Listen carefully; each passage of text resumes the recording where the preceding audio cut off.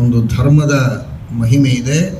ಒಬ್ಬ ವ್ಯಕ್ತಿ ಧರ್ಮಿಷ್ಠನಾಗಿ ಪ್ರಾಮಾಣಿಕನಾಗಿದ್ದರೆ ಪ್ರಜೆಗಳಲ್ಲಿ ಏನದರ ಪರಿಣಾಮ ಆಗತ್ತೆ ಎನ್ನುವುದನ್ನು ಎಲ್ಲರೂ ಚೆನ್ನಾಗಿ ಅರ್ಥ ಮಾಡಿಕೊಳ್ಳಿ. ಇದನ್ನು ದೇಶದ ರಾಜರು, ಮಂತ್ರಿಗಳು, ಶಾಸಕರು, ಮುಖಂಡರು, ನಾಯಕರು ಎಲ್ಲರೂ ಅನುಷ್ಠಾನದಲ್ಲಿ ತರಬೇಕಾದದ್ದು. ತಾವು ಶುದ್ಧವಾದ ಪ್ರಾಮಾಣಿಕವಾದ ಧರ್ಮದಿಂದ ಜೀವನವನ್ನು ಮಾಡಿದರೆ ತಮ್ಮ ರಾಜ್ಯದೊಳಗೆ, ತಮ್ಮ ಸುತ್ತಮುತ್ತಲೂ ತಮ್ಮನ್ನು ಅನುಸರಿಸುವ ಜನ ಎಲ್ಲ ಧರ್ಮದಿಂದ ಇರ್ತಾರೆ ಅಂತ. ಪ್ರತಿಯೊಬ್ಬ ಯಜಮಾನ ಮನೆಯಲ್ಲಿ ಹಿರಿಯ ಮುಖಂಡ ಯಾರನ್ನು ನಂಬಿ ಎಲ್ಲರೂ ಮನೆಯಲ್ಲಿದ್ದಾರೆ, ಅವನು ಧರ್ಮದಿಂದ ಇದ್ದರೆ, ಅವನು ಪ್ರಾಮಾಣಿಕನಾಗಿದ್ದರೆ ಮನೆಯೊಳಗಿರುವ ಎಲ್ಲ ಜನರೂ ಧರ್ಮದಿಂದ ಇರ್ತಾರೆ.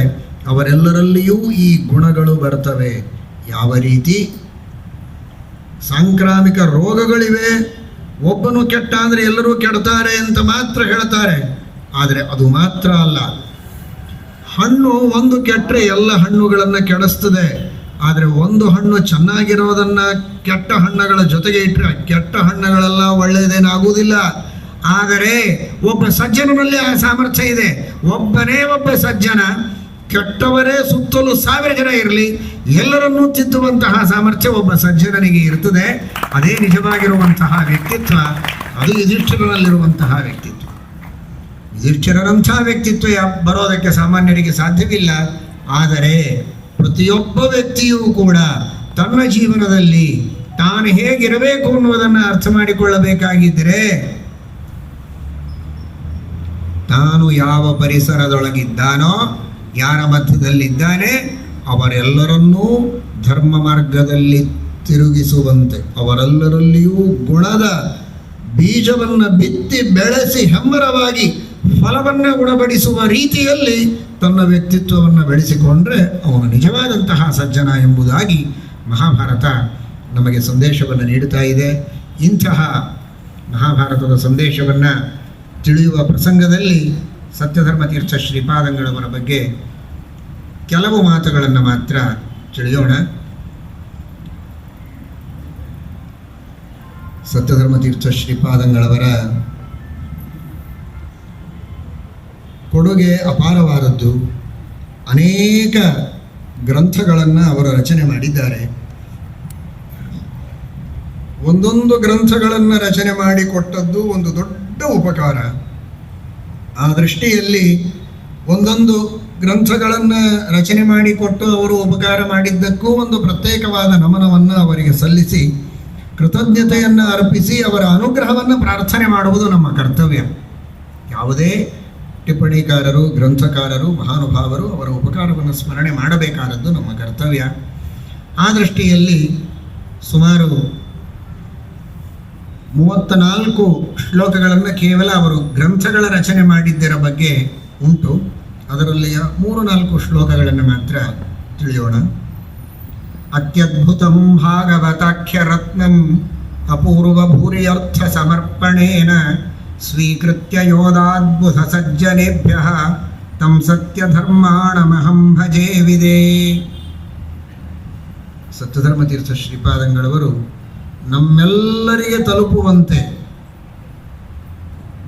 ಶ್ರೀಮದ್ ಭಾಗವತವೆಂಬ ಗ್ರಂಥವನ್ನು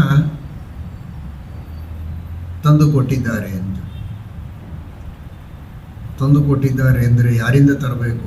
ಯಾರ ಹತ್ರ ಇದೆ ಅವರಿಂದ ತರಬೇಕು. ಯಾರ ಹತ್ರ ಇದೆ? ವೇದವ್ಯಾಸದೇವರ ಹತ್ರ ಇದೆ ಶ್ರೀಮದ್ ಭಾಗವತ. ಅದಕ್ಕೆ ವ್ಯಾಖ್ಯಾನ ಮಾಡಿದ ಶ್ರೀಮದ್ ಆನಂದ ತೀರ್ಥ ಭಗವತ್ಪಾದಾಚಾರ್ಯರ ಕೈಯಲ್ಲಿದೆ ಶ್ರೀಮದ್ ಭಾಗವತ. ಭಾಗವತ ತಾತ್ಪರ್ಯವನ್ನು ರಚನೆ ಮಾಡಿ ಅತ್ಯಂತ ಪ್ರೀತಿಯಿಂದ ತಮ್ಮ ಹತ್ತಿರ ಇಟ್ಕೊಂಡಿದ್ದಾರೆ. ಅದನ್ನು ವೇದವ್ಯಾಸದೇವರು, ಶ್ರೀಮದಾಚಾರ್ಯರು, ಸತ್ಯಧರ್ಮರು ಹೋಗಿ ಕೇಳಿದರು, ಎಲ್ಲ ಶಿಷ್ಯರಿಗೆ ನೀವು ಬರೆದ ಭಾಗವತವೆಂಬ ಗ್ರಂಥವನ್ನು, ಭಾಗವತ ಅಮೃತವನ್ನು ಕೊಡಬೇಕು ಅಂತ ಅಪೇಕ್ಷೆ ಇದೆ, ಸ್ವಲ್ಪ ಆ ಗ್ರಂಥವನ್ನು ಕೊಡ್ತೀರಾ ಅಂತ. ಇದು ಬಹಳ ತುಟ್ಟಿ ಇದೆ ಶ್ರೀಮದ್ ಭಾಗವತ. ಇಂತಹ ಭಾಗವತವೆಂಬ ಗ್ರಂಥವನ್ನು ತೆಗೆದುಕೊಂಡು ನಿಮ್ಮ ಶಿಷ್ಯರಿಗೆ ಕೊಡೋದಕ್ಕೇನು ಅಭ್ಯಂತರ ಇಲ್ಲ, ಆದರೆ ಬೆಲೆ ಕೊಟ್ಟು ತಗೊಂಡು ಹೋಗಬೇಕು ಅಂದರು ವೇದವ್ಯಾಸದೇವರು, ಶ್ರೀಮದಾಚಾರ್ಯರು ಸತ್ಯಧರ್ಮರಿಗೆ. ಸಂಸ್ಕೃತದಲ್ಲಿ ಹಣಕ್ಕೇನಂತಾರೆ? ಅರ್ಥ ಅಂದರೆ ದುಡ್ಡು. ನೀವೇನಾದರೂ ಒಂದಿಷ್ಟು ಅರ್ಥವನ್ನು ಕೊಟ್ಟರೆ ನಿಮಗೆ ಈ ಪುಸ್ತಕವನ್ನು ಕೊಡ್ತೇವೆ ಅಂತ.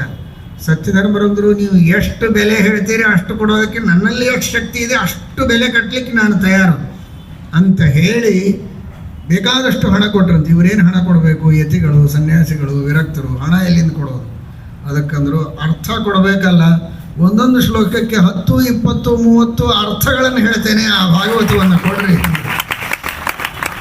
ಸಾಕಪ್ಪ. ಅದಕ್ಕಿಂತ ಹೆಚ್ಚು ಇನ್ನೇನು ಬೆಲೆ ಕೊಡಬೇಕು? ಈ ಗ್ರಂಥದಲ್ಲಿ ಇಷ್ಟು ಗಾಂಭೀರ್ಯ ಇದೆ ಅಂತ ತಿಳಿದುಕೊಂಡು ಅದನ್ನು ವಿವರಣೆ ಮಾಡ್ತಿರಲ್ಲ, ಅದೇ ದೊಡ್ಡ ಬೆಲೆ. ಅವಶ್ಯವಾಗಿ ಕೊಡ್ತೇವೆ ಅಂತ ಅವರು ಕೊಟ್ರಂತೆ. ಇವರು ಬಂದು ನಮಗೆಲ್ಲ ತಲುಪಿಸಿದರಂತೆ. ಆ ದೃಷ್ಟಿಯಲ್ಲಿ ಅತ್ಯದ್ಭುತಂ ಭಾಗವತಾಖ್ಯ ರತ್ನಂ ಅಪೂರ್ವ ಭೂರ್ಯರ್ಥ ಸಮರ್ಪಣೇನ ಸ್ವೀಕೃತ್ಯ ಯೋಧಾದ್ಭುತ ಸಜ್ಜನೇಭ್ಯ ತಂ ಸತ್ಯಧರ್ಮಾಣಮಹಂ ಭಜೇವಿದೆ. ಈ ವಿರಾಟ ಪರ್ವಕ್ಕೆ ವ್ಯಾಖ್ಯಾನ ಮಾಡಿದ್ದಾರೆ. ಅದನ್ನೇ ಈಗ ನೀವೆಲ್ಲ ತಿಳಿತಾ ಇದ್ದೀರಿ. ವಿರಾಟ ಪರ್ವಕ್ಕೆ ಸತ್ಯಧರ್ಮತೀರ್ಥರು ಯಾಕೆ ವ್ಯಾಖ್ಯಾನ ಮಾಡಿದರು ಅಂದರೆ ಶಾಬ್ದಿಕವಾದ ಪ್ರಾಸವನ್ನು ಇಲ್ಲಿ ಕಾಣಬಹುದು. ವಿರಾಟಯತ್ ಸಮೀಪೆ ಜಸ್ಸ ವಿಭವ್ರೆ ವಿರಾಟಕಂ ವಿರಾಟ್ ಭವೇತ್ ಪ್ರೀತ ಇತಿ ವಿರಾಟಾನತ ನಾಮವಾನ್. ಈ ವಿರಾಟ ಪರ್ವಕ್ಕೆ ವ್ಯಾಖ್ಯಾನ ಯಾರು ಮಾಡಿದರು? ಸತ್ಯಧರ್ಮತೀರ್ಥರು. ಯಾಕೆ ಅಂದರೆ ವಿರಾಟ, ವಿ ಅಂದರೆ ಪರಮಾತ್ಮ, ವಿಫ್ ಪಕ್ಷಿ ಪರಮಾತ್ಮನೋ. ಮೂಲನಾಮ ಸಾಕ್ಷಾತ್ ಸ್ವಯಂ ರಾಮಚಂದ್ರ ಸತ್ಯಧರ್ಮತೀರ್ಥ ಶ್ರೀಪಾದಂಗಳವರಿಗೆ ಒಲಿದು ಬಂದ ಪೂರ್ವಾಶ್ರಮದಲ್ಲೇನೆ, ಇವರು ನವರತ್ನ ಪುರುಷೋತ್ತಮಾಚಾರ್ಯರಾಗಿರುವಾಗಲೇನೆ ಅವರು ನಾಮಗೊಂಡಲು ಎಂಬಂತಹ ಊರಿನಲ್ಲಿ ಇವರು ಪುರುಷೋತ್ತಮಾಚಾರ್ಯರು ಸತ್ಯವರ ತೀರ್ಥರ ಕಾಲದಲ್ಲಿ ರಾಮದೇವರು ತಮ್ಮ ಲೀಲೆಯನ್ನು ತೋರಿಸುವುದಕ್ಕೆ ಸತ್ಯವರರ ಮಹಿಮೆಯನ್ನು ತೋರಿಸಲಿಕ್ಕೆ ಅದೃಶ್ಯನಾದರೆ ಸತ್ಯಧರ್ಮತೀರ್ಥರು ಪುರುಷೋತ್ತಮಾಚಾರ್ಯರು ಆ ತೀರ್ಥ ಸ್ನಾನಕ್ಕೆ ಅಂತ ಹೋದಾಗ ಪ್ರಾತಃ ಕಾಲದಲ್ಲಿ ನೋಡುತ್ತಾರೆ, ರಾಮದೇವರ ಪೆಟ್ಟಿಗೆಯನ್ನು ಕಂಡಿದ್ದಾರೆ, ರಾಮದೇವರ ದರ್ಶನ ಆಗಿದೆ. ಕೂಡಲೇ ಬಂದು ಸತ್ಯವರರಿಗೆ ತಿಳಿಸಿದರು. ಅವರು ತೆಗೆದುಕೊಂಡು ಬಂದು ವೈಭವದಿಂದ ಪೂಜೆ ಮಾಡಿದರು ಅಂತ ಕಥೆಯನ್ನು ನಾವು ಕೇಳುತ್ತೇವೆ. ಅಂತಹ ಒಂದು ದೊಡ್ಡ ತಪಸ್ಸು ಸತ್ಯಧರ್ಮರಲ್ಲಿ.